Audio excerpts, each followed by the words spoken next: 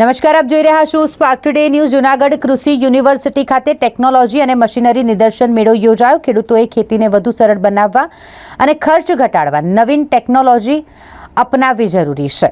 જૂનાગઢ કૃષિ યુનિવર્સિટી ખાતે આ નિદર્શન મેળાનું આયોજન કરવામાં આવ્યું હતું, જેનો મુખ્ય ઉદ્દેશ્ય છે નવીન કૃષિ ટેકનોલોજી અને મશીનરીના પ્રદર્શન દ્વારા ખેડૂતોને આધુનિક કૃષિ પદ્ધતિઓ સાથે અવગત કરવાનો।